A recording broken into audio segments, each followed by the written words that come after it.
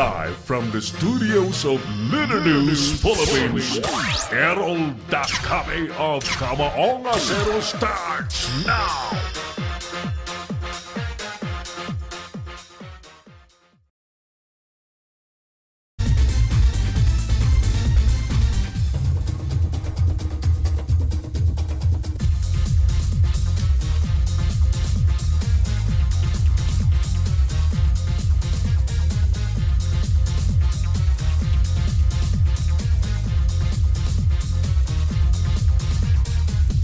Unahin po natin ang mga may init na isyong ngayon.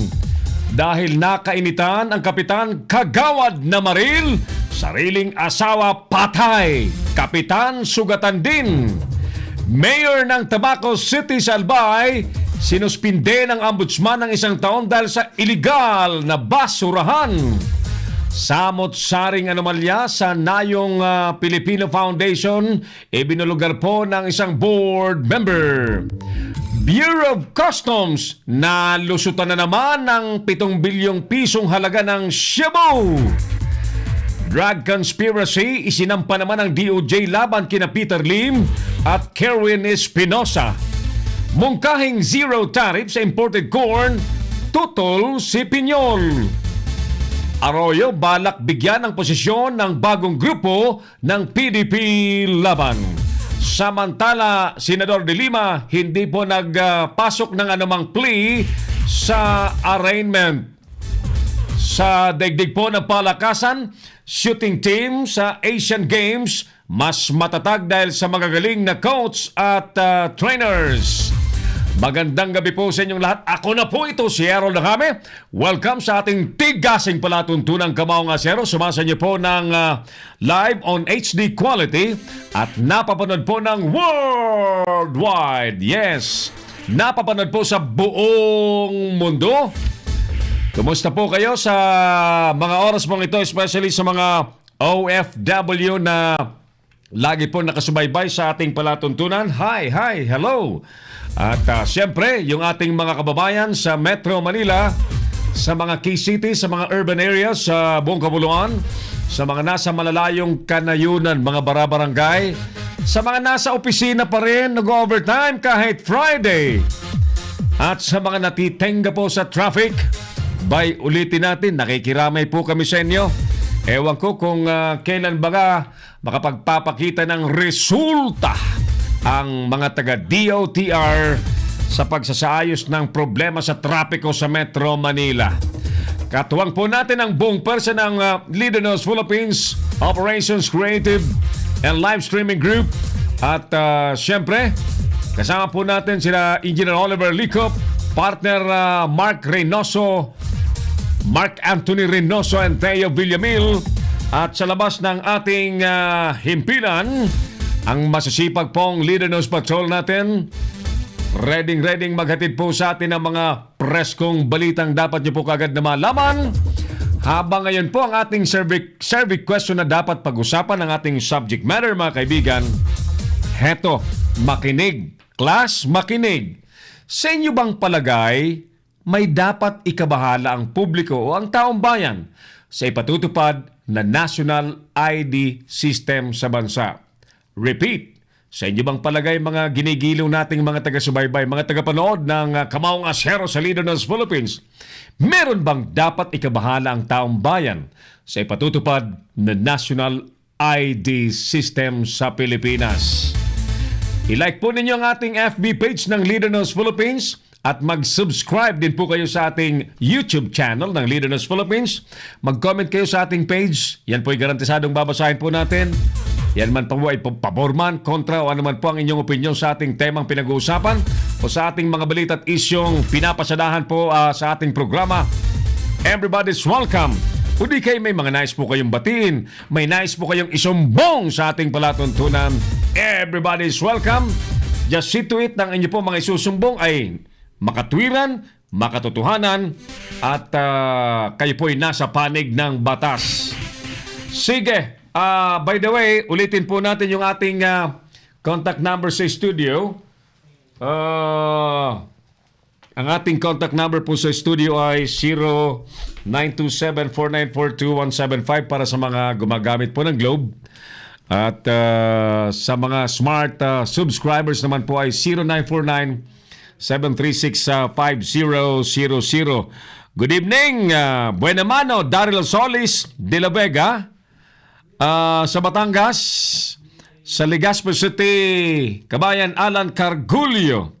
Sa Caloocan City, Francis Tika. Kumusta ka na, Francis?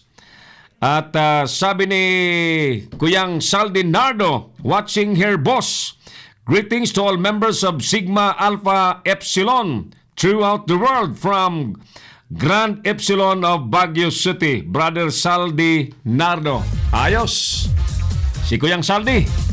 Sabi naman ni Daryl, magandang gabi po, Idol Sir Errol Dacame. At sa lahat ng nanonood, we're watching this show from Batangas. Magandang gabi rin and thank you kay Dance Brocales who also joined our program tonight. Biyernes po ngayon, mga kaibigan, at just sa buwan po ng Agosto. At siyempre pagka Biyernes, di ba? May mga may mga mag-unwind ika nga. May mga magpapalipas ng pagod sa loob ng isang linggo medyo liliko muna saglit. Adjust pala ngayon. Malayo pang sweldo, ingat. Bakit parang tunog natin ay parang kakaiba? Ha? Check mo nga, Teo. Okay naman dyan sa'yo? Okay naman, pero sa akin parang naibahan ako. But anyway, we're coming to you loud and clear and again on HD quality. At nais po nating pahatda ng pangungumusta ang ating mga Sorry, ano yun? Nabulunan tuloy ako. Ang mga OFW, may nakaalala sa akin. May nakakaalala sa akin sapagkat ngayong araw pong ito, kapistahan po sa aming Sinilangang Bayan sa Tiwi Albay. Happy Fiesta po sa mga kababayan ko sa Tiwi Albay. At by the way, pangit na balita, masamang balita naman sa mga taga Tabaco City sa Albay. Suspendido ang mayor po ng Tabaco City na si Mayora Crisel Lagman Luistro. Suspendido po siya ng 1 year dahil sa illegal dam site. Dahil po sa basurahang hindi po tumutupad daw sa tinatadhana ng Solid Waste Management Law. Mamaya po yan, tinatawagan natin ang maagaga pa si Mayora Crisel, pero bisit, hindi makasagot. Di ba, balikan natin mamaya. Fiesta Bagang, ngunyan sa Tiwi, amigo. Tama ka, Dance Brocales. Happy Fiesta. Yan ka dyan sa Tiwi. Happy Fiesta. Di masiraman tagay-tagay, Leonard Raimundo, wala naman pong dapat ikabahala. Okay naman po ang National ID System. Pero hindi po kaya another corrupt way na naman yan. Gagawing overprice ang contract budget ng mga gagawa ng ID. Bantayan natin. Kasi yung mga ID nga ng lisensya sa pagmamaneho, driver's license, hindi nga may deliver. Hindi nga magawa-gawa. Laging paltos ang mga makina. Yung ID sa SSS, ewan ko baga kung sufficiente na ang supply ng mga ID sa SSS dahil napakaraming backlog dati pa. Kumusta kaya mga taga-SSS? Hi sa mga taga-SSS, mga best friends natin sa Social Security System, sila Ma'am May Rose Francisco, sila Ma'am Beth Suralbo, at iba pang mga kaibigan natin dyan sa loob po ng Central Office ng SSS. Tuloy-tuloy po tayo. Ano po ang inyong palagay? May dapat bang ikabahala ang taong bayan sa National ID System? O walay? O wala naman.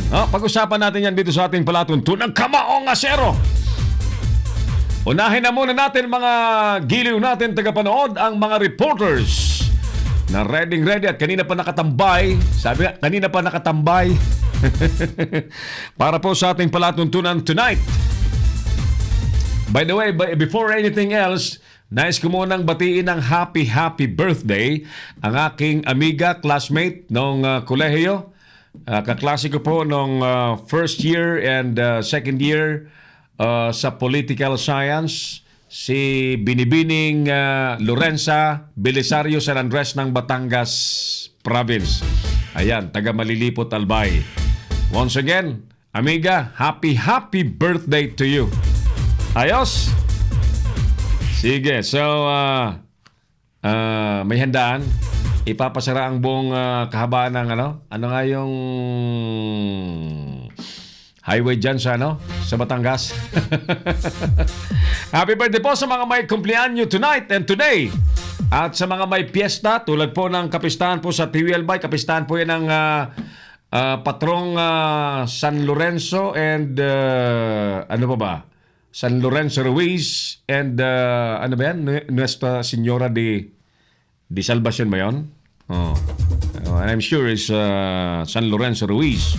Yun yung Paris patron dyan.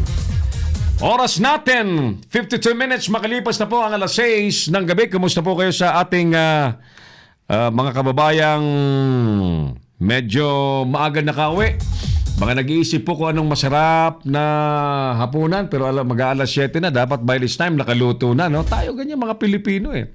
Lalo sa mga probinsya, pang malapit ng magdilim, lagi na tayong handa ng ng mga iluluto.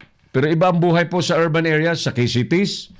Ang hapunan po sa mga lungsod halos alas 10 na ng gabi. Ganun alas 9, alas 10. Sa mga probinsya po as early sa 6, 7 o'clock ng gabi, nakahapunan na. At yung mga kulambo ay ibibiti na lang sa mga pako. At maaga matutulog.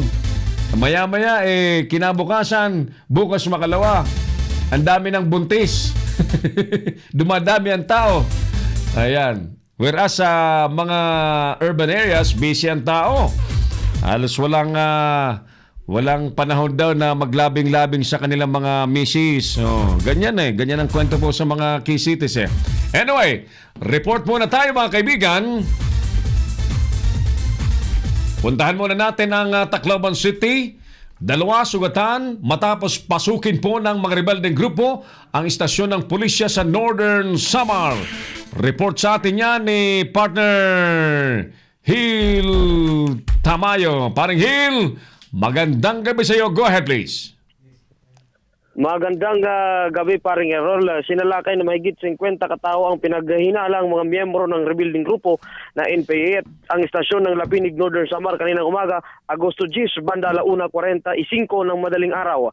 Ayon sa report, sakay ng 2 truck at 2 motorsiklo ang mga rebuilding grupo na NPA nang pasukin ng istasyon ng pulis. Tumagal ang putukan halos 15 minutos na nagresulta naman ng pagkasugat ng 2 pulis na kinilala sina PO2 Jerry Kilcol at PO1 Edison Aguirre. Sa ngayon, inaalam pa kung may nasugatan o namatay sa kabilang panig ng rebuilding grupo ng NPA. Samantala, ang 3 pulis na naulat na nawawala kaninang umaga ay nagpakita na at ito'y nahiwalay lang sa tropa nila ng magkaputukan. Sa ngayon, patuloy na tinutugis ng mga sundalo at pulis ang nasabing grupo na tumakas pagkatapos ng putukan papunta naman sa bulbundukin ng barangay na nasa sakupan ng Karatig Bayan ng RTC sa Eastern Samar. Sa update na nakuha natin, paring Errol, tinanggal na sa pwesto ni Police Director General Oscar Albayalde ang lahat ng pulis na nakadistino sa Lapinig Police Station at ang Northern Samar Provincial Director na si Senior Superintendent Romeo Campomanes ay tinanggal na din sa pwesto at ang Second Northern Samar Provincial Mobile Force Company Commander na si Chief Inspector Juan Bayron at ay tinanggal na sa pwesto. At samantala din naalis din sa pwesto si Police Regional Office 8, Director for Visayas Chief Superintendent Mariel Mag-Away. Paring Errol. Yan ba may kaugnayan doon sa nangyari pag-atake ng mga NPA sa istasyon ng pulis? Ito ay may kaugnayan doon sa pag-atake kaninang umaga, madaling araw doon sa istasyon ng pulisya. Alright. Ano kaya ang wisdom ng pagtanggal bigla sa mga leader, mga pinuno ng PNP dyan sa mga lugar na yan? Sa ngayon, paring Errol, wala pa tayo nakukuhang update kung bakit sinibak sa pwesto. Ito yung mga key official ng PNP. Ito ba ay meron bang baka nagkaroon lang ng neglection doon sa kanilang pamumuno. Pero Hindi as of kaya now, wala pa tayong nakukuha. Hindi kaya ang ugat niyan ay failure of intelligence na naman? Baka posible may ganun, pero as of now wala pa talaga tayong nakukuha. Kahit tinawagan natin yung Regional Office 8 ng PNP, wala pa silang alam tungkol dito. Alright, sige, bantayan natin kung ano mangyayari dyan at kung sino-sino ang bagong iupong mga leader ng mga binakanting pwesto ng mga tinanggal ni Director General Albayalde. Yes, samantala parang Errol, huli sa magkabilang operasyon ng pinagsanib na pwersa ng PIDEA Regional Office 8 at kapulisan sa isinagawang buy-bust operation kahapon. Sa Tacloban City, nakuha sa isang buy-bust operation ng 4 na heat-sealed transparent sachet na may lamang sabon na may market value nagkakalaga ng 2,000 piso. Nakilala ang suspect na si Petencio de la Sera alias Boning, 44 anyos, may asawa at residente sa barangay 83, Dasisi, Tagigtik, San Jose sa siyudad ng Tacloban. Samantala, huli din sa bayan ng Tanawan sa Leyte ang hinihinalang tulak sa droga sa ginawang buy-bust operation ng mga otoridad. Nakilala ang suspect na si Rodilino Pulidario Maceda, 32 anyos, may asawa at isang magsasaka at residente naman sa barangay Mabini, Tanawan sa Leyte. Nakuha sa suspect ang 5 sachet ng marijuana na may tibang na 4.1 grams na may katumbas na halagang 500,000 piso. Sa ngayon, ang mga suspect ay nakakulong na sa lock-up facility ng kapulisan at naharap sa kasong paglabag sa Section 5 o pagbibenta ng ipinagbabawal na droga at Section 11 o Possession of Dangerous Drug Act sa Article 2 ng Republica Acta 9165, parang Errol. Alright, sige. Ayan muna ang latest mula dito sa siyudad ng Tacloban. Hil Anisito Tamayo, Leader News, Philippines. Si Errol Dacame, ang Kamaong Asero. Thank you so much, paring Hill, sa balitang yan. Nagulat tayo kaninang umaga. Actually, may ongoing media tour ang DILG para ipakita po sa mga mamamahayag at iba pang sektor yung mga proyektong infrastruktura na pinunduhan po ng DILG.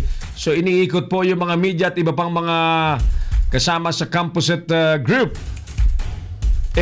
Kasama doon sa mga munisipyong pupuntahan yung inatake ng mga NPA. Tuloy, umatras yung mga taga-DILG at mga media men na nagsasagawa po ng ocular tour, ocular inspection sa mga proyektong ipinatupad po ng DILG. Alright, sige. So, ang tanong natin, ano kaya ang magiging epekto nito sa ipinipilit pa rin both by the government and the CPP, NP, NDF na makapag-usap ng kasunduang pangkapayapaan? Kasi yun ang naging dahilan previously na itinigil ni Digong, Pangulong Duterte, ang peace talk sa mga komunistang NPA dahil sa habang nag-uusap sila ang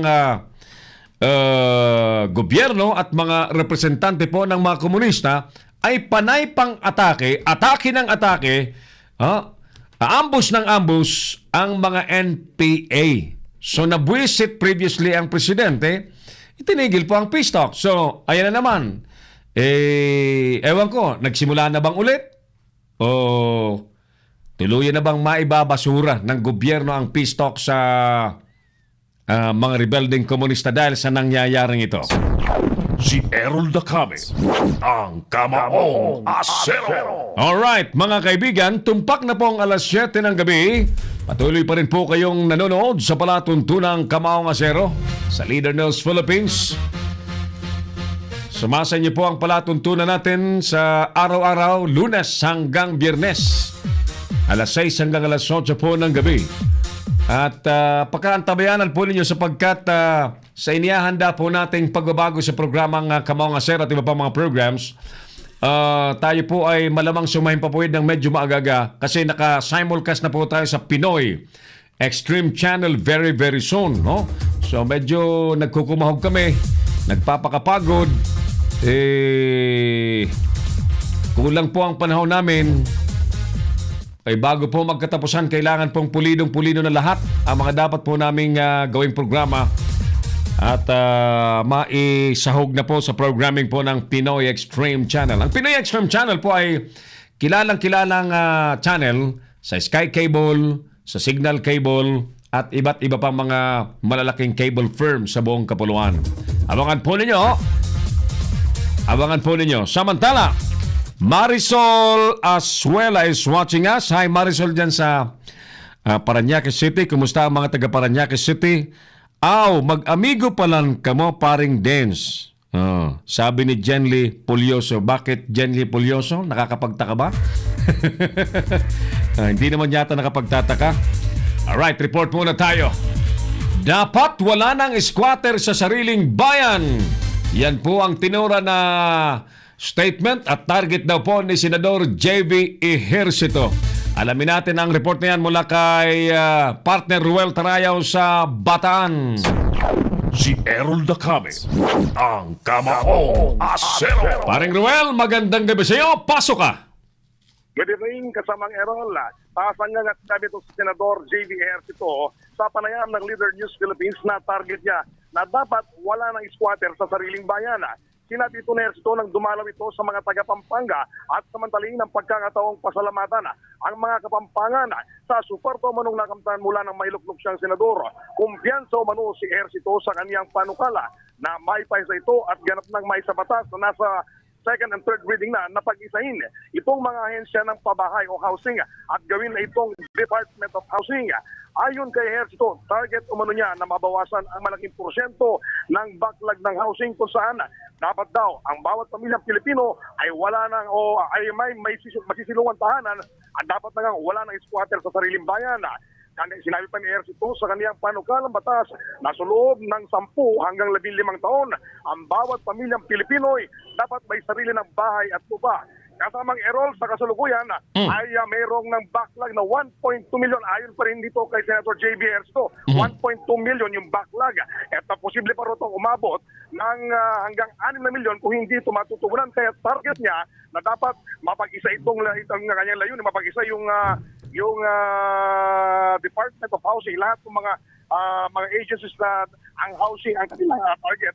At ito nga, na dapat makapagsagawa natin yung malusya na kinakailangan matumbok niya sa sakaling kasi pala rin ulit sa susunod na halalan ay mabuo niya yung ginatarget niya 500,000 na mga bahayan sa bawat taon upang matugunan na nga itong pangailangan ng ating sambayan ng Pilipino, partikular nga doon sa mga may wala pang mga bahay na magkaroon na ng sariling masisilungan o bahay at lupa sa mga Errol. Maganda yan pag nangyari yan na paring Ruel at ang gobyerno naman hindi nagkukulang ng pera. Ang problema lamang sa implementasyon lagi paring Ruel ng mga ahensyang pinagkakatiwalaan. Sana kung ma-convert nga or magkaroon ng panibagong departamentong tatawagin na ano yan? Department of Housing ay mas bumilis ang proseso kasi ang nagiging problema lagi proseso, magtatawag ng kontraktor ay doon na nagkakaproblema sa transaksyon sa mga kontraktor at implementation ng mga housing projects.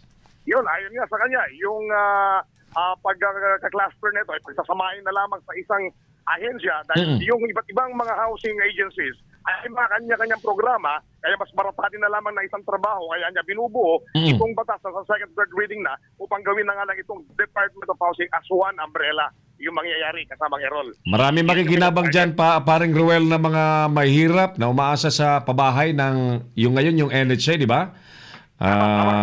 At mga nasa sa lugar na nakikitirik lamang, sana agad-agad nakikiisa tayo sa pangarap ni Senator JB Ejercito na sana bago mag-eleksyon, 250,000 pabahay ang magawa. Pero ang sinasabi niya, ilang milyon ba yun? Mahigit? Bali, yung 1.2 million ito lang actual backlog ngayon. Pero posible pa rin umabot ng 6 million kung hindi ito agad matutugunan at magawa na nga target na 250 milyon na pabahay, na kabahayan sa loob nga ng bawat taon. Ayan. Target is 10 to 15 years yung kanyang target dito para mabuo. Kumbaga, hindi naman to on the snap na agad mabubuo, pero gayon pa man, may hakbang na silang ginagawa at may hakbang na dapat gawin para nga matugunan itong pangangailangan ng ating mga kababayan na wala pang sariling tahanan kagaya ko, Sabang Errol. Ayan, oo. Hindi ka nag-iisa. Marami kayo. Tama. Okay, so tulad po ng marami, abay umaasa tayo na maging ganyan nga sana ang resulta kapag nabuo yung Department of Housing, paring Ruel. Okay, kasamang Errol, so yun yung ating report na nakalap para sa Central Luzon. Ako pa rin sa Rural Tarayang nag-uulat para sa Leader News Philippines. Si Errol Dacame, ang Kamaong Asero. Thank you, paring Ruel, mula sa Central Luzon area. At sana nga po, matuloy niyan. May pasana ang proposal na Department of Housing na naglalayong mas mapabilis ang mga proyektong pabahay na dapat po ay ma-deliver, mapakinabangan po ng marami nating mga kababayan. Nice po nating batiin sa ating palatuntunan tonight si Ma'am Gina De Hocos Makuha, ang ating kaibigang Public Information Officer po ng Calapan City. Tama ba? Nasa Calapan City si Ma'am Gina sa Oriental Mindoro. Pero nasa ibang bayan yata siya naglilingkod. Ma'am Gina, ayan. Ma'am Gina, yung mobile journalism workshop po sa Tacloban City will happen on August 25. Oo. Sana magkaroon din tayo dyan sa lugar mo, no? How I wish. At kumusta na lamang kay Mayor Reynaldo. Ano apelyido nga ni Mayor? Ayan. One time, makumusta nga natin si Mayor nang may parada niya sa atin yung mga notable accomplishments nila dyan sa kanilang nasasakupan. Paring Gani Oro sa Quezon City, magandang gabi. Erlinda Silvano Cañedo, good evening po si Rerol. Polman Lapas sa Quezon City at kasama po natin kaibigan sa DCRJAM. Kumusta ang ating bossing ASEC Ramon Jacinto ng DICT? Namimiss ko na yung kaibigan natin na yan at mga kapatid natin sa DCRJAM 8:10 AM. Si Paring Paul ay ano yan, ha? Isa sa mga umuupo sa Reporter's Hours. Ayos! 9 minutes after 7 in the evening. Sino-sino pa? Sabi ni Sal Dinardo ng Baguio City, if you have nothing to hide, bakit mababahala ka sa national ID system? Wala akong nakikitang mali dyan. How can our country move forward kung puro complain na lang tayo? Why shouldn't we think of ways to help improve our government system? Angal kayo ng angal, kooperasyon at pagkakaisa ang kailangan natin. Yan po ang sagot ni Kuyang Saldi Nardo ng Baguio City. Alright, kayo po, ano pang inyong masasabi sa ating survey question sa gabi pong ito? Sa inyo bang palagay? May dapat bang ikabahala ang taong bayan sa ipatutupad na national ID system sa ating bansa? Mayor Reynaldo Marco o Baco. Ayan, Oriental Mindoro. Hi, sir. Mayor Reynaldo Baco ng Marco ng Baco, Oriental Mindoro. Thank you, Ma'am Gina Makuha, ang Public Information Officer po ng Baco LGU.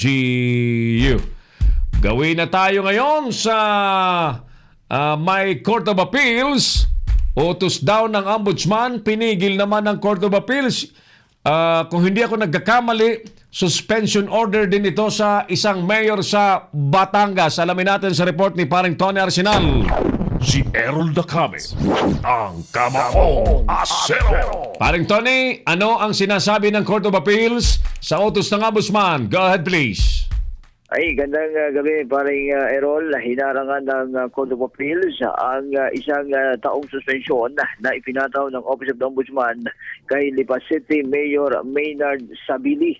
Base sa 4 na pahina ng resolusyon na isinulat ni Associate Justice Francisco Diamante na pinaboran nila Justice Edwin Sorongon at Maria Elisa Sempio D na nagpalabas ng 6 araw na temporary restraining order ang Court of Appeal sa itinuturing na isa sa mga midnight decision ng nagretirong si Ombudsman Conchita Carpio Morales.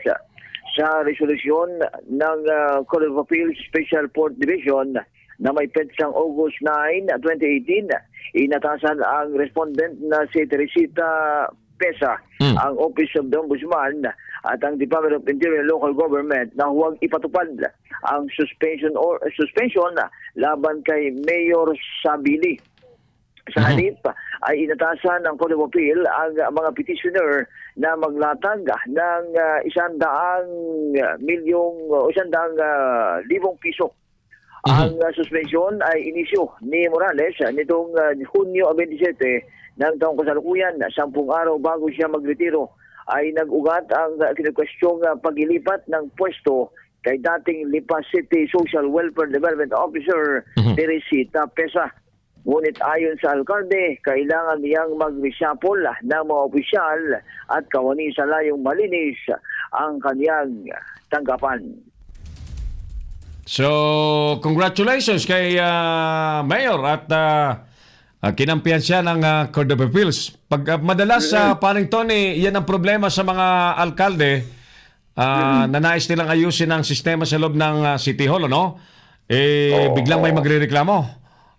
Kasi kesyo ganito, kesyo ganyan, demoted siya. Pero ang totoo niyan, madalas may pinoproteksyonan yung opisinang ayaw iwanan. Tama. Oo. Ayan. Anyway, pinauubayan natin yan sa korte kung ano pa ang susunod yan. Kung ano ba yan? TRO, di ba? So, that's gonna be 60 days TRO? 60 days, oo. So, after 60 days, tingnan natin kung may susunod pang desisyon dyan ng Court of Appeals.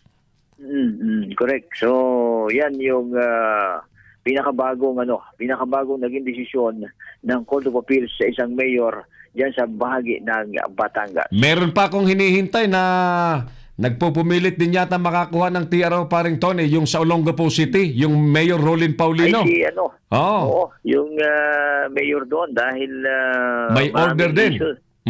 Hindi lang mayor kasi kasama rin yung mga kasamang city vice mayor, mga city councilors dahil naman yun sa parang pagbenta yata ng lupa ng gobyerno sa isang pribadong korporasyon. Isa yun. Yun ang isang naging dahilan dahil napagdesisyonan at napagkaisaan ng konseho. Pero hindi naman pala yun pag-aari o hindi naman pala yun dapat ibenta sa isang pribadong kumpanya. Ayun. So, hindi pa yata siya nakakakuha ng TRO Ewan ko.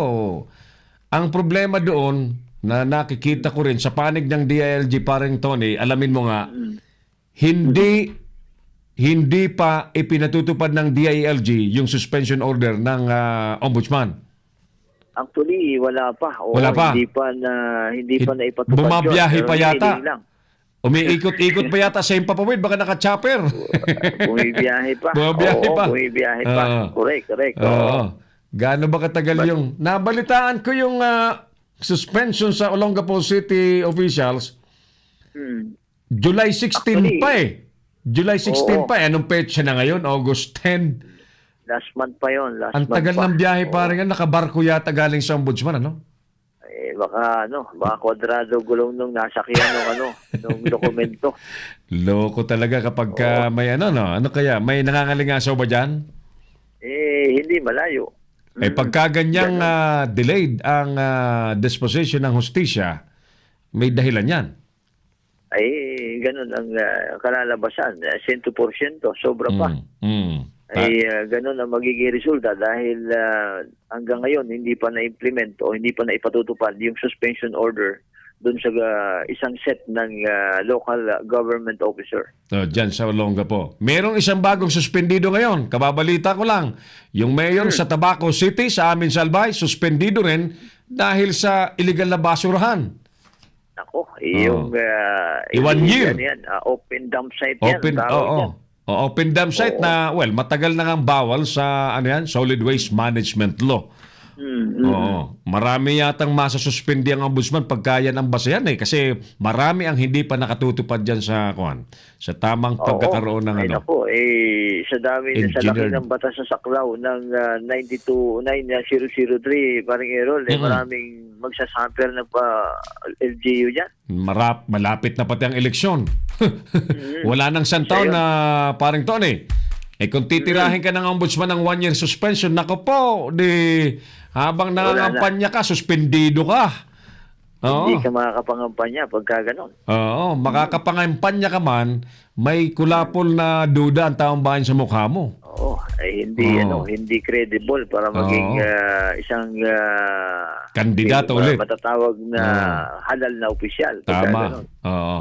Alright. Sige, maraming mangyayari dyan sa Court of Appeals, paring Tony, kasi yung mga titirahin ng ombudsman, tatakbo sa Court of Appeals. Bantayan mo. Oo, tama.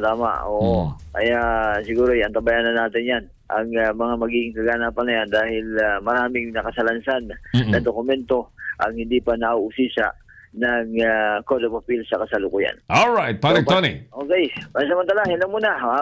Mula pa rin po yan sa bagay na lungsod ng Maynila para sa Leader sa Philippines. Ako po si Tony Arsenal. Si Errol Dacame, ang Kamaong Asero. Okay, so tuloy tayo sa ating palatuntunan. Maraming nakapilang report ngayon ang ating mga reporter, ha. Babalikan natin mamaya yung iba pang mga report. Samantala, ulitin natin yung ating survey question. Sa inyo bang palagay, may dapat bang ikabahala ang taong bayan sa ipatutupad na National ID System? By the way, sa mga nagtatanong, Sir Errol, sa programa mo ba, pwede kami magreklamo kapag kami nabuso, nilamangan, may transaksyon kami, ginago kami, pwede. Everybody's welcome here. Just see to it nang isusumbong po ninyo. Number 1, totoo. Number 2, may ebidensya kayo. Number 3 ay nasa katwiran kayo, at nasa panig kayo ng tama.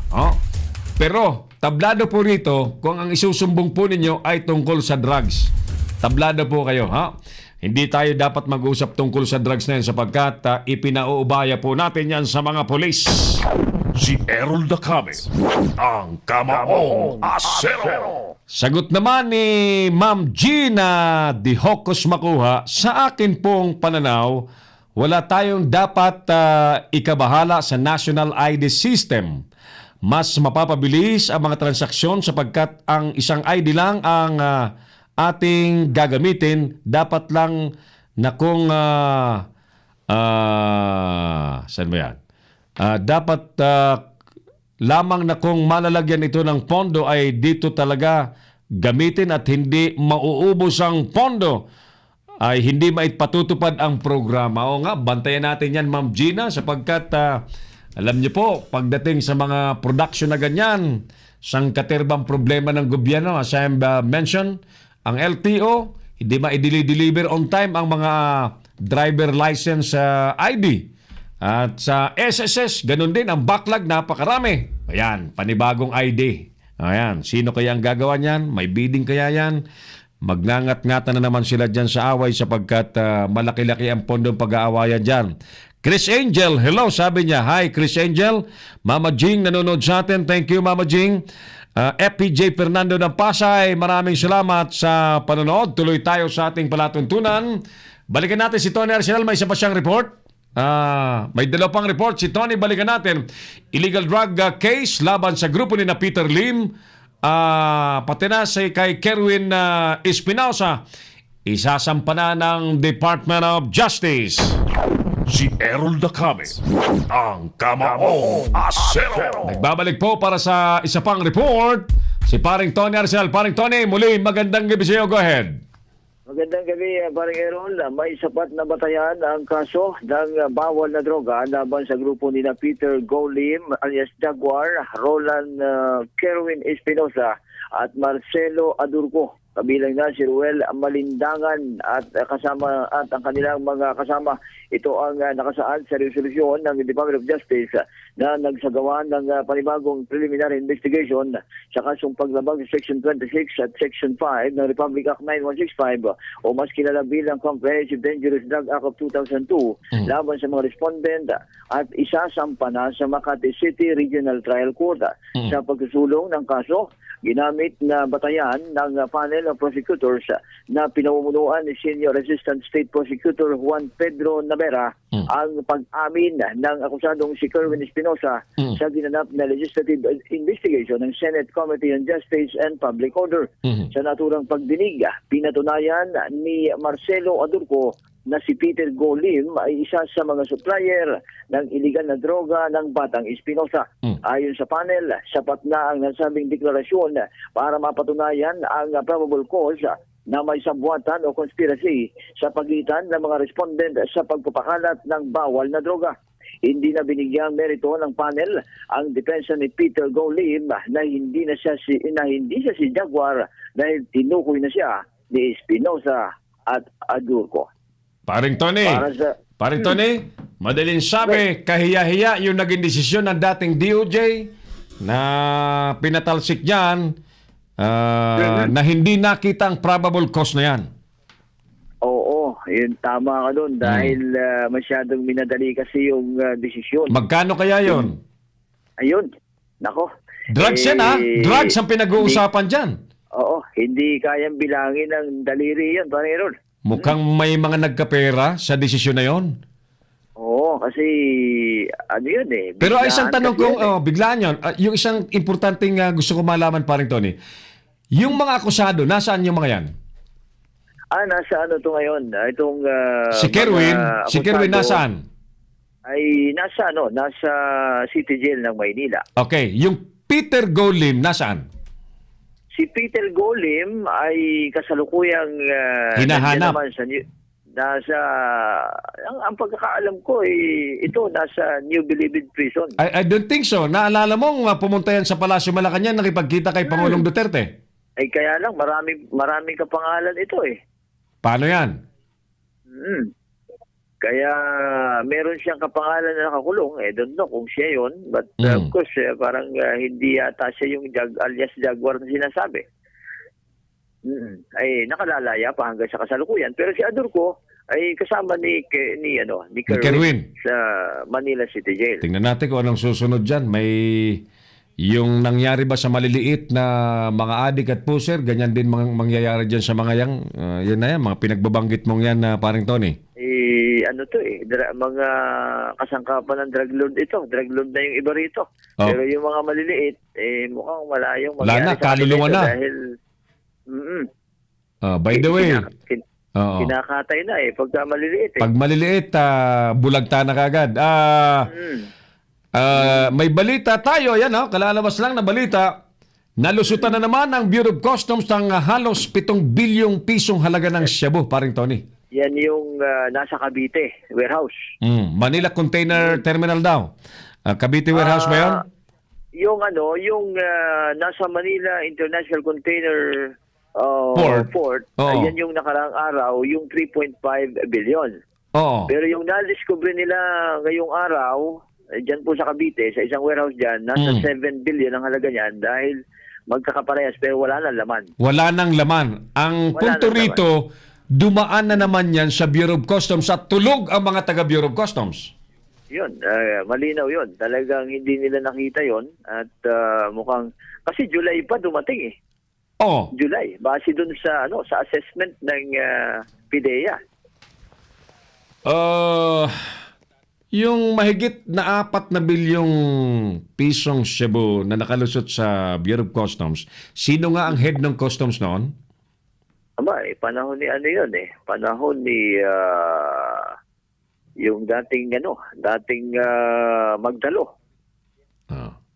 Nalusutan siya, di ba?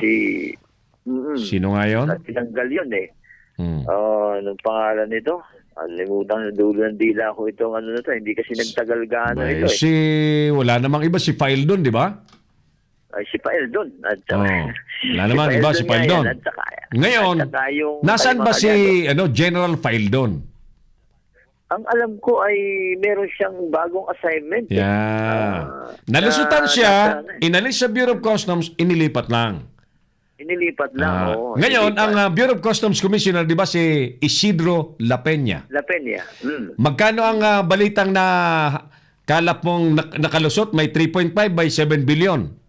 3.5 yung nakaraang linggo. 3.5 billion. Bago ngayong huli, ay nasa 1 tonelada ang timbang. More or less 7 billion. Therefore, mga 10.5 billion pesos na halaga ng shabu ang nakalusot sa liderato ni La Peña. Actually, oo, dahil panahon niya na ito. Pero yung isa ay na-recovered naman at may mga drugs, may shipment talaga ng drugs yung nakuha, yung 500 kilos. Yung 3.5 sa Manila Container Terminal Port, na-recover ba? Di ba lahat yun ay... Na-recover, oo. Na-recover yun? Na-recover yun. Nasaan na yung mga yun? Nasa PIDEA na? Ay nasa custody ng PIDEA dahil sila naman yung tamang ahensya na pwedeng mag-custody nun.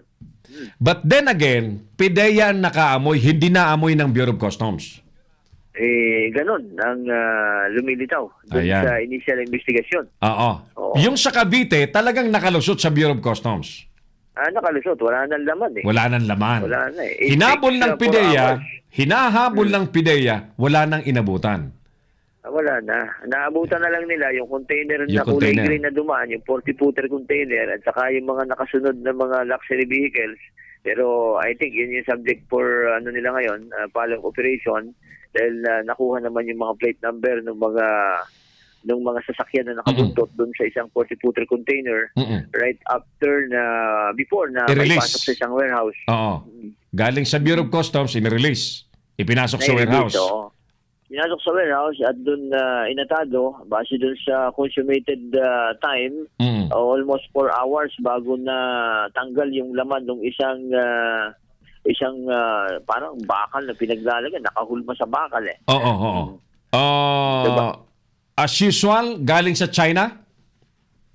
Well, base doon sa dokumento, dumaan ng Malaysia from China. From China, inikot lang sa Malaysia, papunta sa Pilipinas. Ayan. So, ito nga ang lagay natin ngayon, best friend ng gobyerno natin, ng China.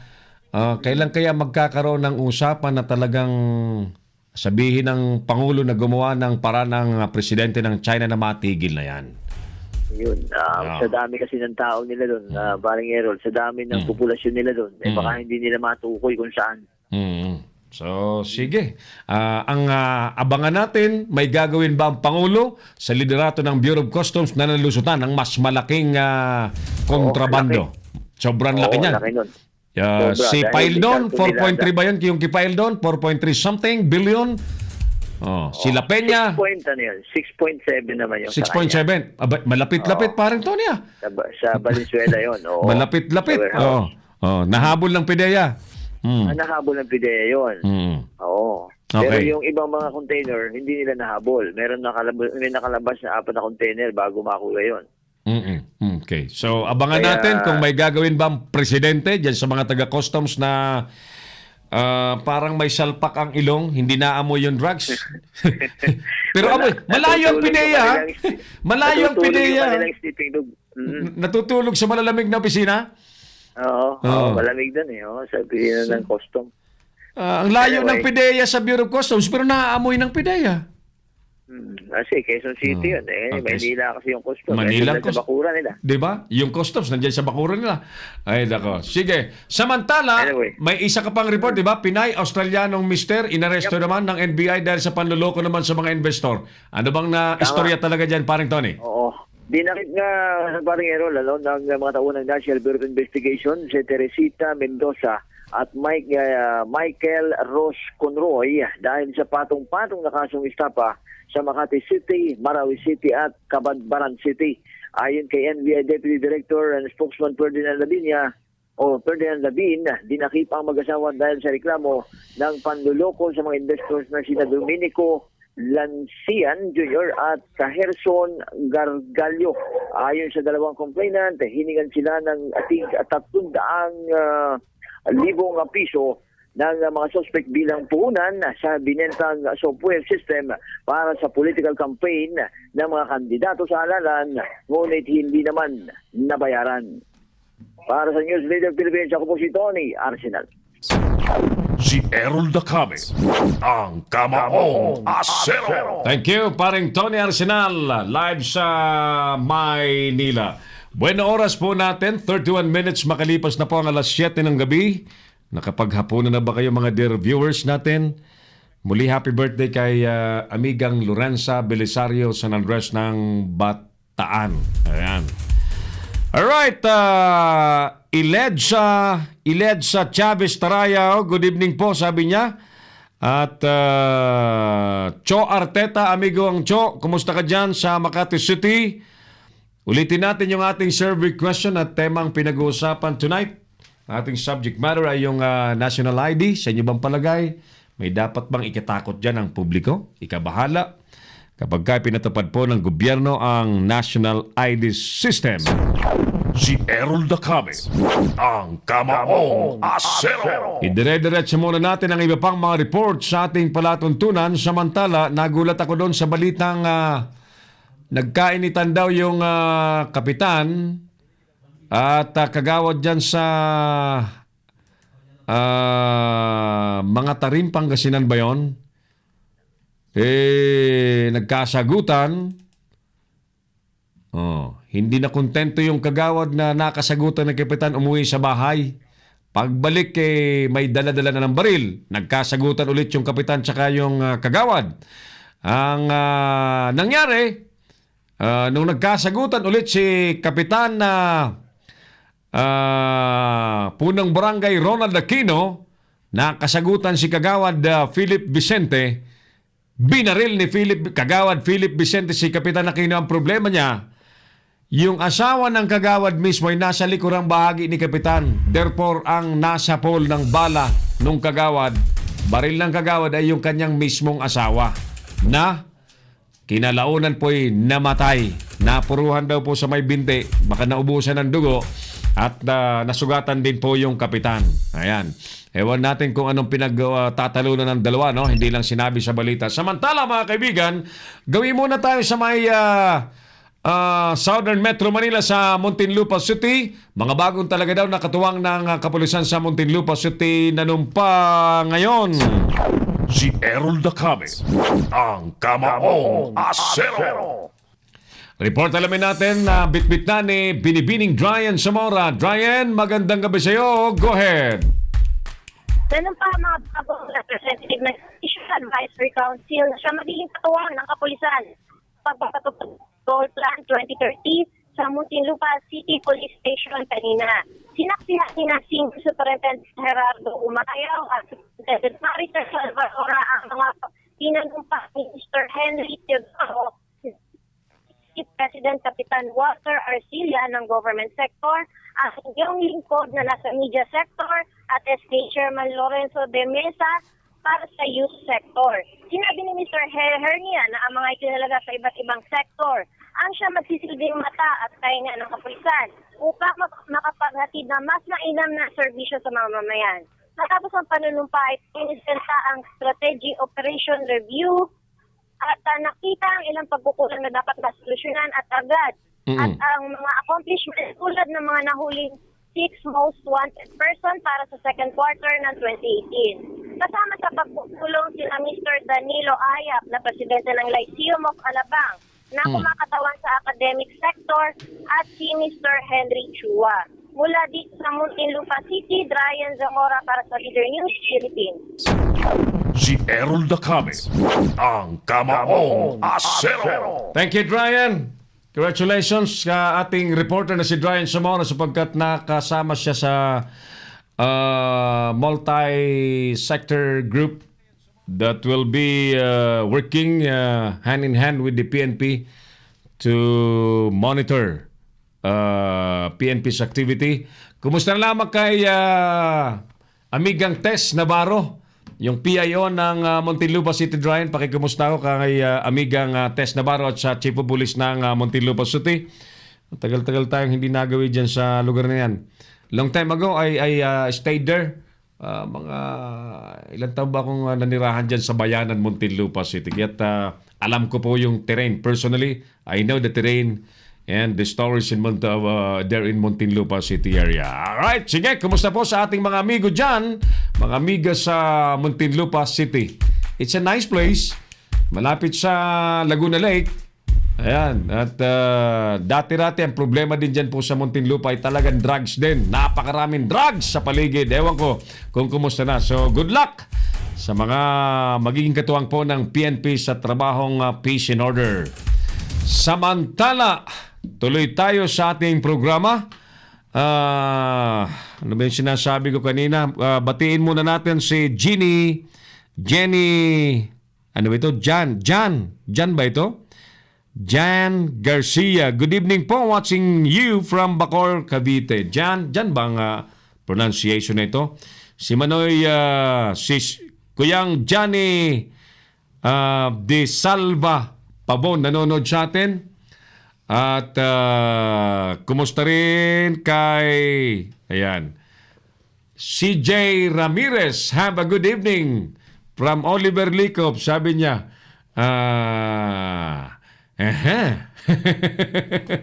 CJ. Tagasan ba si CJ Ramirez? Alright.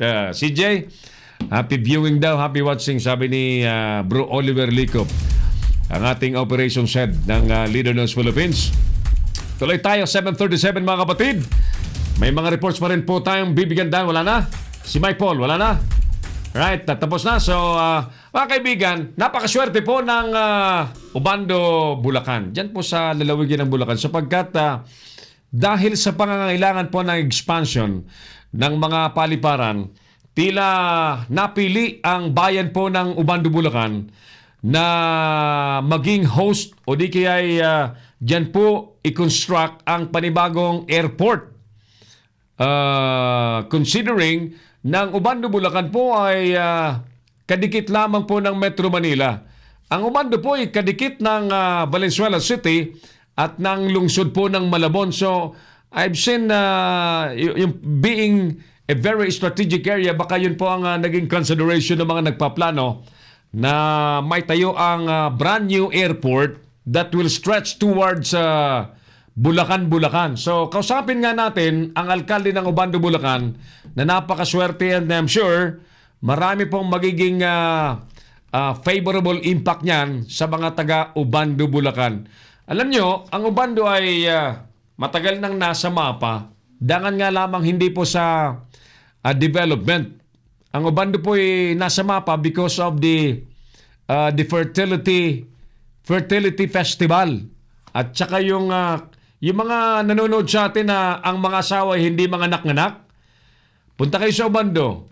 Pasayawin niyo po doon sa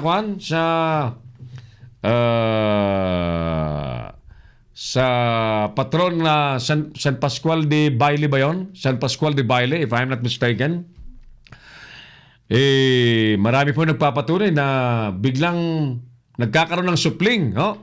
Kaya nga po sila may sikat na fertility festival dyan sa Ubando, Bulacan. Dinadayo po. Dinadayo yung lugar na yan. Napakaraming. Pumupunta po dyan yung mga gustong magkaanak. Ernalyn, kay Ingles Goles. Kung gusto mo po magkaanak, pasyal ka dyan sa Ubando, Bulacan. Good evening. Good evening, amigang Ernalyn, kay Ingles Goles. And by the way, congratulations po sa pamunuan ng Sulong Katutubo International Foundation na nariyan po sa Tabuk City sa lalawigan po ng Kalinga to organize and launch the Kalinga chapter ng Sulong Katutubo International Foundation. And tomorrow, mag-iipon-ipon po sila dyan para mamahagi ng goodies sa mga IPs, mga tribong indigenous people tribe na sumali po sa Sulong Katutubo International Foundation, chaired by Princess Mira Sunshine Magdangal, yung napakabait at generous na chairperson po ng foundation. Okay, so good luck po at congratulations sa mga taga Tabuk City, sa mga taga Kalinga na sumasali po sa foundation. Ako na po nagsasabi sa inyo na malaking tulong po sa inyo kapag sumali po kayo sa Sulong Katutubo International Foundation Incorporated. Wala pong mawawala sa inyo.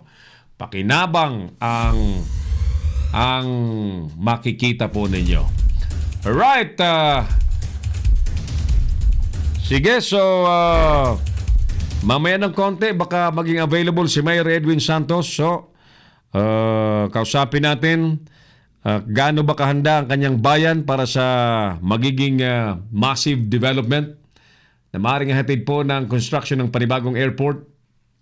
Ang naiya kasi ang Terminal 2 and 3 ay wala nang lugar para ho sa expansion. In fact, sa Central Luzon, meron na pong Clark International Airport, di po ba? May panibagong gagawin na airport dyan sa Tarlac, sa Capas Tarlac. At yan po I think that's gonna be a component. Sagutin nyo nga ito, Mark. Sagutin mo nga ito, tumatawag sa atin at hindi natin masuguli, ha? Papasagot ko kay Kuya Mark yung tawag. Saglit lamang, mukhang si ano yan? Si Willie ba yan? Kung si Willie Talag yan, kausapin natin. Siya ang Secretary General ng PDP Laban. Si Errol Dacame, ang Kamaong Asero. Alas 7:42 ng gabi sa palatuntunang Kamaong Asero. Tuloy-tuloy tayo. Sa inyo bang palagay? May dapat bang ipangamba ang publiko, ang taong bayan, sa ipatutupad na National ID System? Right? Kuya Mark, kung si Sir Willie Talag yan, kausapin natin. Secretary General ng PDP Laban, sapagkat ang PDP Laban, Attorney Rogelio Vic Garcia Group, ay nagbabalak na i-appoint daw bigyang pwesto si GMA, ang House Speaker ngayon, na maging National Council Chairman.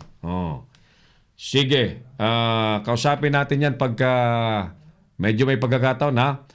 At samantala, mga kaibigan, tinututulan naman ni Agriculture Secretary Manny Piñol ang mungkahing zero tariff sa imported na mga mais. Ayan. Sapagkat alam nyo, ang wisdom kasi dyan sa zero tariff, mas magiging mura ho ang mga imported na mais kumpara sa mga locally produced. At ang impact po niyan sa mga magsasaka, therefore, ay hindi mabibili yung Pinoy na mais, at ang mabibenta po niyan, mabibili sa pamilihan, ay yung mga imported na mais. Kapag hindi nabibili ang produktong Pinoy, patay na si Pinoy. Patay na ang kabuhayan ng mga Pilipino. Ganun lamang po yung kasimple. That would be okay sa mga consumers, mga gumagawa ng tinapay, gumagawa ng feeds. Okay po yun sa mga ganong industriya, but para po sa mga magsasakang Pilipino na nagtatanim ng mais, inimikal yan. Yan siguro ang nakita ho ni Agriculture Secretary Manny Piñol, na dati rin pong broadcaster. Si Errol Dacame, ang Kamaong Asero. Tahimik lang naman po at hindi nagpasok ng anumang plea. Not guilty or guilty. Wala pong sinabi si Senadora Leila de Lima sa arraignment na nangyari po kanina sa Muntinlupa City. Samantala, inaasahan pong magiging matatag ang Philippine shooting team. Nalalahok po sa Asian Games. Sabi ho ni Konsihal Chavit Singson. Ayan. Dahil meron daw pong hinair ang gobyerno na magagaling na mga coach at trainers. Shooting team ang ilalahok po natin sa Asian Games. Ewan ko, yung iba pong mga events, mga laro ay kung may kinatawan bang Pilipinas. Sa basketball, malabo. Ang lalaki ng mga kalaban ng mga basketballista nating mga Pinoy. Siguro, we can excel sa ibang mga paligsahan. Si Willie Talag, kausapin natin. Sige, kausapin natin Kuya Mark. Ito'y may kaugnayan. Nais natin sila makausap sapagkat yung grupo ni Attorney Vic Garcia balak daw bigyan ng pwesto si House Speaker Gloria Macapagal Arroyo sa PDP Laban. Si Errol Dacame, ang Kamaong Asero. Ano kaya ang kalalabasan nito? Malulusaw ba yung lakas? Tawagan nyo sa isang cellphone. Yan, para masigurado. Kopyahin nyo yung cellphone number ni Willie. Si Willie Talag, ang incumbent na Secretary General po ng bagong grupong umupo ng mga opisyal ng PDP Laban. Si Errol Dacame, ang Kamaong Asero. At ang pinalitan ni Willie Talag ay ang sinibak na House Speaker, Pantaleon Alvarez. Ayan, ang matinding kwento dyan. So, kausapin natin sa ating program si Willie Talag, ang Secretary General po ng PDP Laban. At matanong nga natin sa mga interesadong umanib sa PDP Laban, ano bang proseso? Sige, sa oras pong 46 minutes makalipas po ang alas 7 ng gabi, nasa linya na po natin si Sir Willie Talag, ang bagong halal na Secretary General po ng PDP Laban. Sir Willie, si Errol Dacame po ito sa Leader News Philippines sa programang Kamaong Asero. Welcome, sir. Magandang gabi po sa inyo, Kang Errol, at sa ating mga televiewers at sa ating mga taga-subaybay. It's our pleasure to have you in our program, Willie. Binabalak niya raw po na ang inyo pong grupo na bigyan ng pwesto si GMA bilang National Council Chairman. Paano po mangyayari sa kanyang Lakas Party? Yan pong ating mga tungkol po sa mga posisyon ng ating partido. Ayan po ay pinag-uusapan ng buong miyembro ng partido mula sa national officers pababa po sa ating mga chairmanship committee. Apo. But napag-uusapan po ninyo na talagang bibigyan ng pwesto si Speaker GMA? Yung pong mga kapanuan na yan ay may mga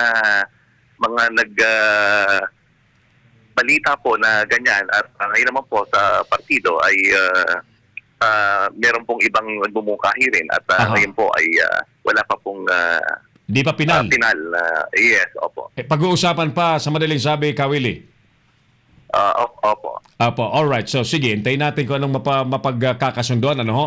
Now, in the meantime, nahati nga po, sabi ng marami, nahati ang PDP Laban. Nagkaroon ba ng finally settlement, Willie? Given the fact na ang presidente nagsabi the other day na kanyang aayusin ang problema sa PDP Laban, sir?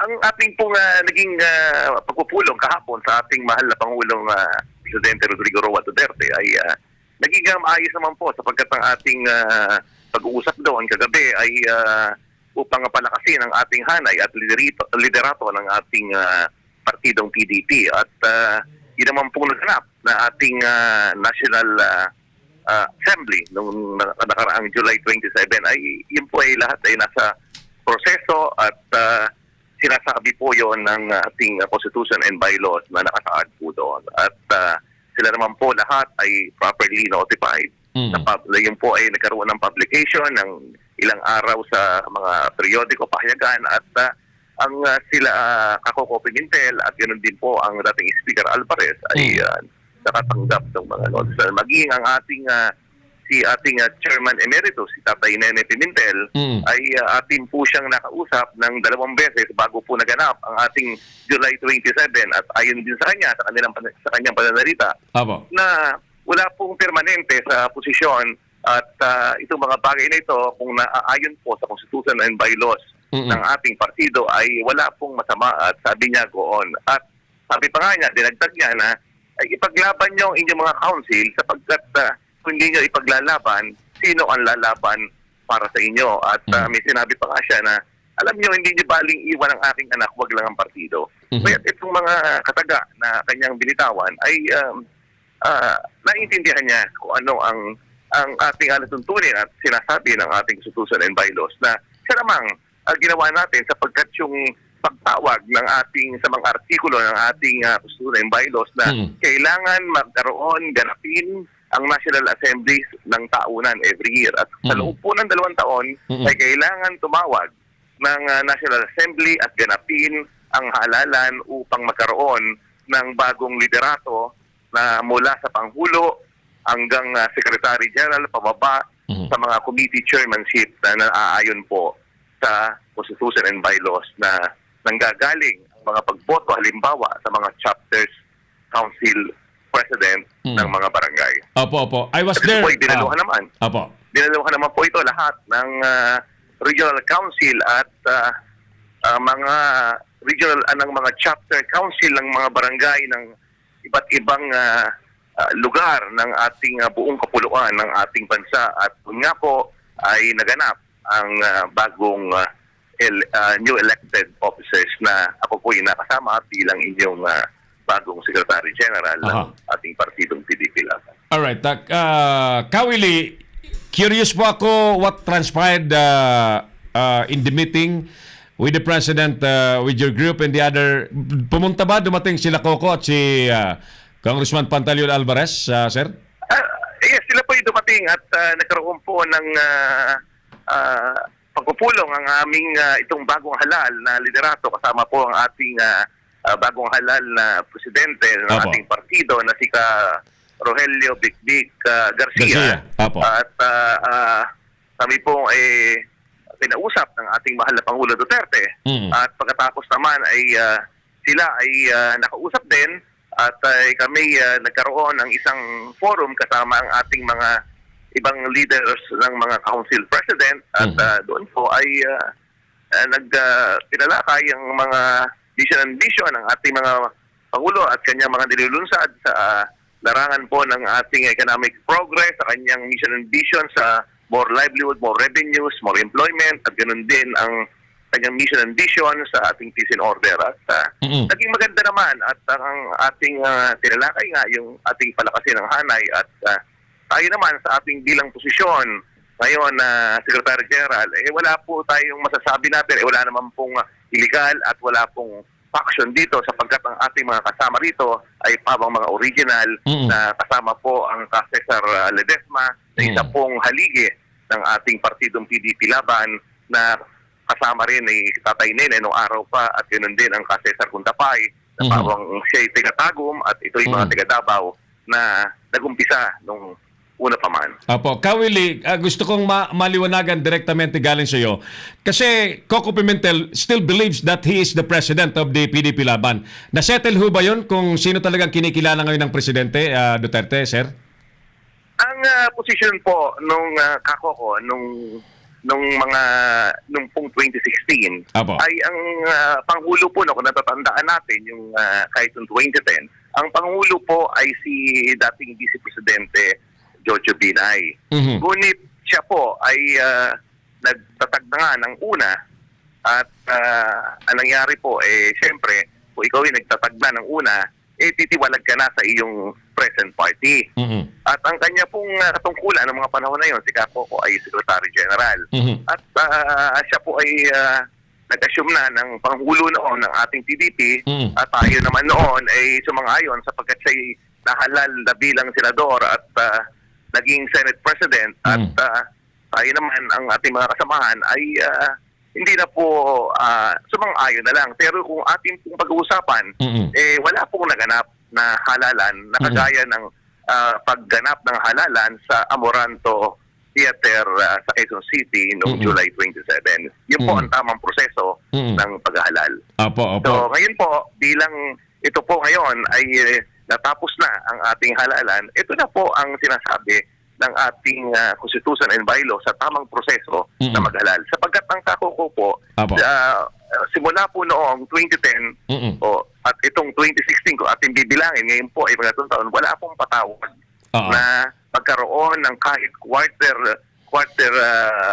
every quarter na National Council meeting at every year na tinatawag nating National Assembly at magkaroon nga ng halalan after 2 years. Ito magtatatlong taon na po. Kaya ninais ng ating mga kasamahan sa iba't ibang regional council hanggang sa barangay chapter council sapagkat marami na pong paglabag.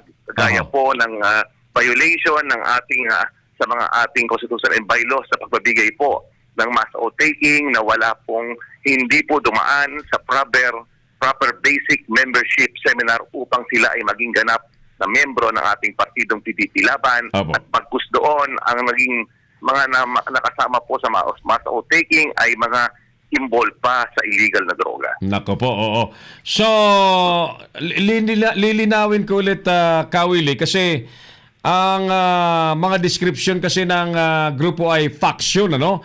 Sinasabi dalawang faction. So, yung meeting niyo po ba kagabi sa presidente ay finally wala nang faction. Kayo na ang kinikilalang opisyal na mga bagong pinuno ng PDP Laban na, Kawili.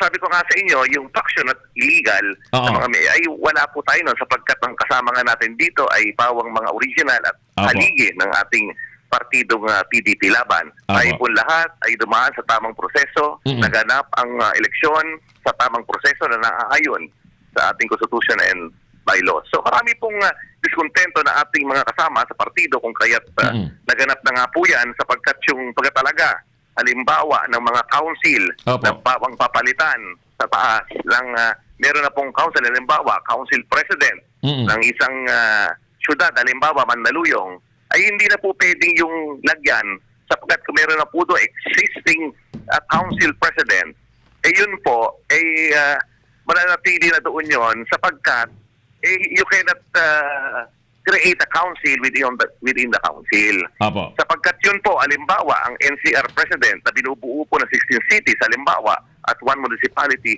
ay kailangan po yun lumagda upang yung tao na yon ay maging council president. Apo. So hindi po pwede na yun basta palitan kung hindi po dadaan doon sa council.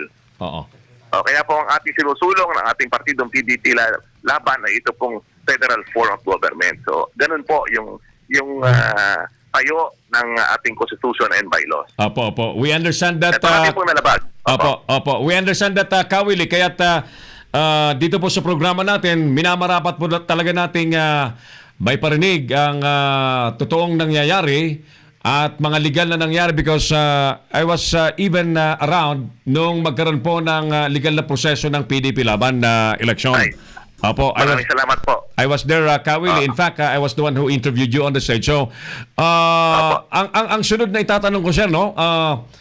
Marami kasi ang, sabi nga po ninyo, illegal na napanumpa sa partidong PDP Laban. Marami pa rin po ang, hello, naputol, balikan natin. Willie Talag is the Secretary General ng PDP Laban, no? Yang lahat yung mga taong yan, mga best friend yan ng Pangulong Duterte. So, balik Hello. natin. Yan. Sorry, sir, naputol po tayo. Opo. I was asking if, paano po yung mga panumpa na panumpa ni na Coco Pimentel, Senador Coco Pimentel, na sabi po ninyo, parang there was no legal procedure na dinanan, walang membership seminar. Ano po yan? Considered po ba yan na mga regular members or aalisin po ninyo sa membership while you're now handling the management of the PDP Laban Party, sir? Ngayon po, bilang inyong bagong halal, Apo. na pag nagkatiwalaan po sa posisyong National Secretary General, Apo. ay atin pong susundin ang tamang proseso ng ating saligang batas ng ating partido. Apo. Kagaya po ng pagbibigay nga ng tamang basic membership seminar upang maging ganap na miyembro. Lahat po ng dumaan, ang inyong katanungan na hindi po dumaan sa tamang proseso, Apo. ay dapat po sila ay dumaan at Magkusa na lang. magkusa sa basic membership seminar. At tayo naman ay bilang kung nasaan ang ating mga kasamahan kaibigan Apo. na nagdanais na mapakinggan kung ano ang ating mission and vision ng ating partidong PDP Laban at ganoon din ang pagbibigay ng federalism seminar. At tayo po ay bukas ang ating mga usok at tauhan upang tayo pumunta sa kanilang mga lugar at sila po ay makasama sa ating partido. Ang dalawang bagay lang naman po na ating pong sinasabi sa ating partido ay yung una ay hindi po dapat tayo involved sa illegal na droga at magiging loyal sa partido. At kung itong mga katangay na ito ay nasa isang katauhan, ay wala pong dahilan na hindi tayo pwedeng maging kasapi dito sa ating partido. Ngayon lahat po ng iba na hindi po dumaan yan, ay inuulit ko lang po na dapat po dumaan upang sila ay maging ganap na miyembro ng ating partido at tayo po ay lahat naman po ay welcome basta meron tayong good standing sa ating community at tayo ay sumusunod sa ating Constitution and bylaws at tayo ay mabuting mamamayan sa ating mga komunidad. Alright. Sige, Kawili, yung mga panuntunan na yan ay ulit-ulitin natin dito sa ating programa so that those who wanted to join PDP Laban ay mapaliwanagan natin, matulungan natin maging guided sila na kailangan makipag-coordinate sa inyo ng maayos, tawagan si Kawili Talag nang sa ganun ay magkaroon ng prosesong legal sa pagsasapi sa PDP Laban. Now, in the meantime, Di ba may panuntunan pa dyan, sir, na they have to resign from their previous party? Opo, yun po ay kasama rin po yun. Oo. Isa pong tinitigan din ng ating partido at ang importante yung chapter kung saan po nagmula. Oo. At bawat lugar po naman na naging umawak, naging council president ay meron pong pinagmulan yun na kanyang barangay. Tama so po. hindi po ibig sabihin ang isang katauhan na incumbent congressman or mayor, hindi po ibig sabihin Automatic. na siya ang magiging council president doon. Oo. Iba kasi Yun po po nga sapagkat ang iba hindi kasi, po mandatorio sa ating partido. Tama po kayo, Ron. ang iba kasing politiko, Kawili, feeling nila they always deserve the highest position sa mga political organization pag sila ang incumbent. Oo. Hindi ganyan dapat, hindi ganyan dapat. Hindi po mandatorio sa ating partido at sila naman ay ating tinuturing din namang miyembro at maaring miyembro din ng National Council, pero ang ating pong pinag-uusapan ay yung pong pagiging opisyal upang maging Pangulo ay yun po ay dumadaan sa Constitution and Bylaws ng ating partido. Apo. Noted, Kawili. Now, pinaninindigan ninyo ang kampanyang pagpapaintindi sa federalismo. Ano ang reaksyon ng grupo ninyo sa malimit mamutawi kay sa mga bibig ni Senador Ping Lacson na dead on arrival na raw kung ano man ang isusumite ng Kamara na panukalang charter change going to federalism, Kawili? Oo nga po, marami pong pananaw ang ating mga mambabatas maging sa Senado at sa mababang kapulungan kung kaya tayo po bilang inyong Secretary General ay patuloy po ang pag-ikot sa ating mga kababayan, mga kasamahan, kaibigan sa iba't ibang lugar. Kagaya po ngayon, nandito po tayo sa probinsya po ng La Union at tayo po ay tumulong sa mga council president dito at provincial council president upang ganapin ang federalism seminar at ganoon din mapakinggan nila ang mission and vision ng ating partidong PDP Laban at kanina lang po katatapos lang ay meron pong mahigit na 2,000 ang dumalo sa ating seminar at nakakatuwa po sapagkat kahit ang pagbuhos ng ulan dito ay napakalakas ay patuloy po ang pagdating at pagdagsa ng ating mga bayan sa mga kanilang mga barangay upang mapakinggan ang kung ano nga ba ang maihatid ng federalismo at pwedeng maibigay na pagbabago sa kanilang barangay, munisipyo, syudad o probinsya. Well noted, Kawili Talag. Tulad po ng sinasabi namin, ang Leader News Philippines, the hottest online platform in the country, is opening our doors para sa mga nais magpaliwanag, lalong-lalo na po sa inyo, Kawili, nang sa ganun ay makatulong naman kami sa pagpapaintindi sa taong bayan, ano ba talaga ang adbentahe kapag nag-shift tayo from presidential form of government into a federal system of government, Kawili?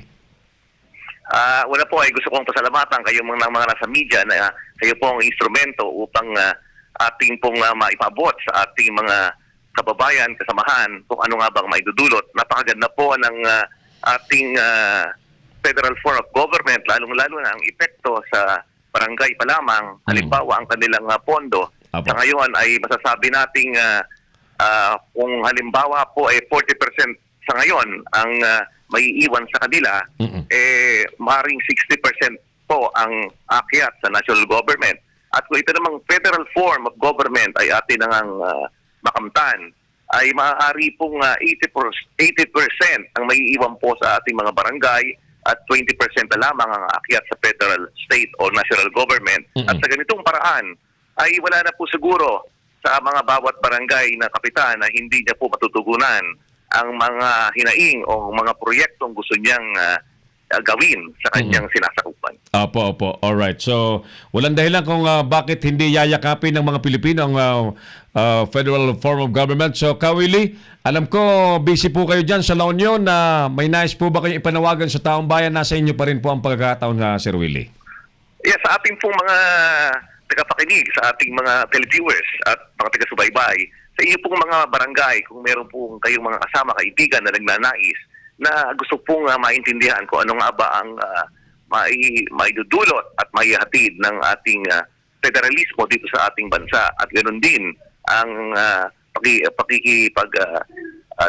dialogo sa ating mga pagbibigay ng mission and vision seminars at basic membership seminars ng ating partidong PDP Laban, ay magsadya lang po kayo sa ating mga council president dyan or city council president or provincial council president, maging sa inyong barangay chapter council president, ay inyo pong sadyain, tanungin kung kailan po ang takdang araw na meron pong pagbibigay ng federalismo, at tayo naman, maski nasaan po yan, ay tayo willing bumaba at tumulong upang makatulong po sa pagbibigay kaalaman sa lahat ng ating mga kababayan sa buong kapuluan ng ating bansa. Very well said, Sir Willie Talag. Maraming salamat po. Magandang gabi at ingat po kayo dyan sa inyong mga activities sa La Union Province, sir.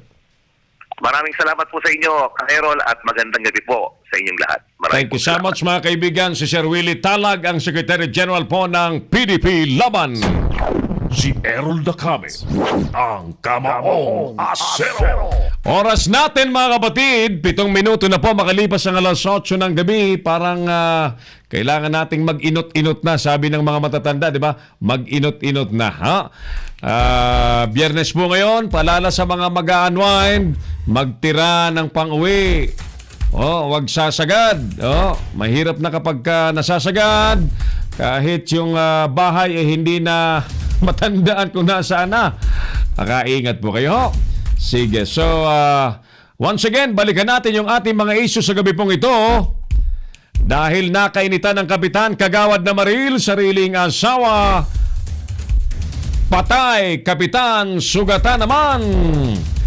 Alright, tulad po ng ipinangako kanina, nais nating makasama sa programa ngayong gabi ang masipag na mayor po ng Obando, Bulacan, na tila nagdadala ng tuloy-tuloy na swerte sa kanilang bayan, sapagkat sinabi ko nga po sa inyo kanina na napili po, natukoy ang Obando na maging lugar na pagtayuan po ng pinakabagong airport that will serve the Metro Manila flights. So nasa linya natin si Mayor Edwin Santos. Mayor Edwin, magandang gabi po sa inyo, sir. Welcome po sa Leader Knows Philippines Kamaong Asero program. Okay, magandang gabi, Errol. Magandang gabi naman po sa inyo. Sa lahat po ng mga nakikinig kay Errol, magandang gabi po. Thank you, Mayor Edwin, for taking our call. By the way, congratulations po una sa lahat sapagkat ang bayan po ng Obando na medyo matagal na nakalimutan when it comes to development ay sa inyo pong liderato ay mabilis na napapansin po ng lahat, at ngayon po ay napili na pagtatayuan po ng makabagong airport, Mayor. Oo nga. Alam mo, ang bayan namin, kaya tinatawag na bayan pinagpala, ay nararamdaman namin talagang parang pinagpapala ang bayan ng Obando. Mm-hmm. Una, yung mga nangyayari na yan, yung mga kalamidad, baha, ulan. Nung araw, itong bayan namin, pagka naulan ng konti, bahan-bahan na dito. Pero ngayon, magugulat ka, baha na sa ibang lugar, pero dito sa Obando, passable. Meron lang ilang areas kami na kasi nasira yung dike na bandang Malabon na nakadikit naman sa amin, kaya medyo nagkakaproblema rin kami. Yung isang barangay lang namin, medyo pag high tide, tinatamaan ng konting baha. Mm-hmm. Pero yung dating nangyayari sa amin na halos lampas tao yung bahay, hindi na nangyayari. Mm-hmm. At isang lugar na lang, at kung ganitong high tide lang naman nangyayari. Mm-hmm. At maganda dyan, talagang marami ng development na nangyari dito sa bayan namin. Pinupuntahan na siya ng mga investor like Pure Gold. May Pure Gold na kami. Wow. Meron kaming 7-Eleven, congratulations. May department store, meron na rin kaming Alphamart, Mercury, at nagtatayo na rin kami ng yung bagong palengke malapit na matapos at magkakaroon na rin kami ng mall dito sa bayan ng Ubando. Congratulations. Napakabilis po ng development. And the newest one ay yung balak pong airport na itayo daw dyan na mayor sa bayan ninyo towards Bulacan. Is that right, sir? Oo. Itong itatayo noon ng isang siguro mga 2 weeks ago pinatawag ako ni Mr. Ramon at nag-usap kami personal, nabanggit niya sa akin lahat ng plano. Ang kagandahan nito yung itatayo na international airport dito sa bayan ng Bulacan at bayan ng Ubando, yung dalawang bayan ay makikinabang dun sa itatayong airport. Kaya napakaganda ng kanyang mga sinabi dahil sa employment pa lamang 200,000 employment ang makikreate na itong trabaho para sa magkabilang bayan at makikinabang pa rin yung mga kapitbayan namin like Malabon, Nabotas, Valenzuela. Yes. Siyempre, pag natuloy po yan, marami po dyan mag-a-apply ng trabaho. Kaya lang, siyempre, priority po ang bayan ng Ubando. At siyempre, yung bayan ng Bulacan dahil sa amin dalawa itatayo po yung airport. Opo. Ang immediate impact niyan sa development ng area, Mayor, ay talagang hindi matatawaran. Inaasahan na natin na pag naitayo dyan ng airport, therefore, yung mga negosyong mabubuhay dyan ay magsusulputan na. And ang nais ko lang maintindihan, Mayor, kasi limited po yung space, yung lupa ng Ubando. Saan po daw ba balak itayo ni Mr. Ramon ang yung airport at medyo mas marami ang tubig po sa lugar na yan, sir? Totoo yan, Errol, no? Kung ang airport ay itatayo dito sa aming bayan, dito sa Kabayanan, hindi uubra. Yes. Kasi masyadong maliit po ang space namin. Pero pagdating na po sa dito sa may fish pond area, sa coastal side, napakalaki po ng area natin dyan. Yung mga fish pond lang po natin dyan, halos 2,000 hektarya na eh. Malaki. Plus kung i-share pa ng gobyerno natin, ating pamahalan, yung pag-aari ng gobyerno. Kasi ito pong mga fish pond na to, more on private fish pond po yan. So, meron din mga part na fish pond na pag-aari ng gobyerno. Kung pagsasama-samahin po yan, napakalaking area.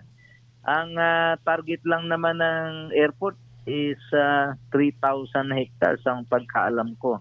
So, hindi naman lahat yan kukunin sa amin. Kaya, ang gagawin nila kasi dyan, doon sila kukuha sa area na malapit talaga sa coastal side, yung pinaka dulo ng mga fish pond. Yan po yung yung magkadikit po ng ating dagat. Kasi sa pag-uusap po namin ni Mr. Ramon, ang napakaganda po pala yung area natin na maging very feasible po itong area ng Bulacan at ng Ubando para pagtayuan ng airport. Kasi po yung landing tsaka yung take off niya is walang abala. Tapos yung hangin daw, tama-tama daw yung hangin. Hindi ko kasi masyadong maintindihan yan kasi dahil hindi naman tayo engineer. Diba? Pero si Mr. Ramon ay isang engineer pala yan, isa pa siyang piloto. Kaya alam niya lahat yung mga kung alin ang mas magandang lugar. So talagang ipupush niya yung airport na tuloy na daw talaga yan. Katunayan, yan po ay aprobado na ng ating presidente.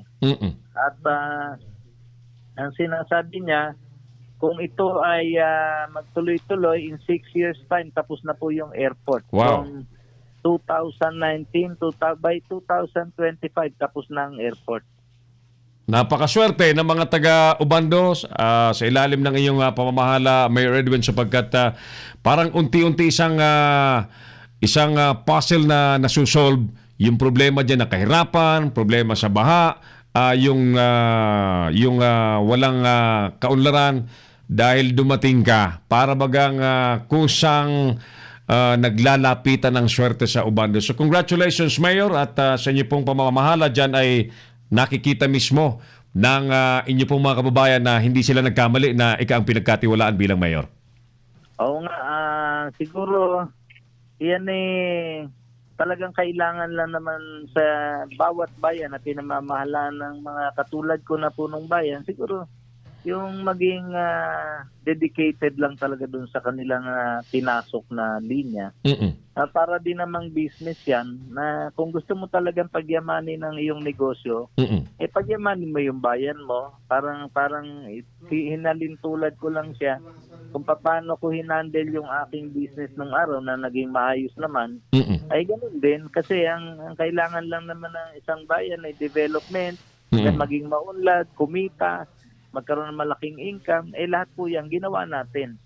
At maging attractive po yung ating lugar, maalis po natin yung mga problema like baha para pasukin po na investor. Lahat po yan, nagawa po natin. Kaya tayo po'y pinasok naman ng mga investor. No? Kaya sa totoo lang talagang ako'y swerte din siguro dahil siguro sa marunong tayo magmahal sa kapwa-tao, marunong tayo magmahal sa bayan. Kaya po siguro tinutulungan tayo ng Panginoon Diyos. I'm sure of that, Mayor Edwin, kasi kapag ka medyo kakaiba ang pamamahala, inuuna ang sarili, naghahanap buhay sa pwesto, siguradong hindi po ganyan ang mangyayari. So again, sir, congratulations, Mayor Edwin. At tila tuloy-tuloy ang development, pag-unlad ng bayan ng Obando sa iyong pamamahala dyan sa inyong bayan, sir. Maraming salamat at magandang gabi po sa inyo, sir. Okay, salamat Errol. Magandang gabi din po sa lahat po nakikinig kay Mr. Errol Dacame. Magandang gabi po sa lahat. Mayor Edwin Santos, ang alkalde po ng Obando, Bulacan. Si Errol Dacame, ang Kamaong Asero. Bueno, oras natin po ay 18 minutes na. Makalipas ang palingon-lingon ako kasi may susunod na program sa akin We really have to wind up now. Balikan na natin yung ating mga maiinit na issue sa araw pong ito. Dahil nakainitan ang kapitan, kagawad na maril, sariling asawa patay, kapitan sugatan.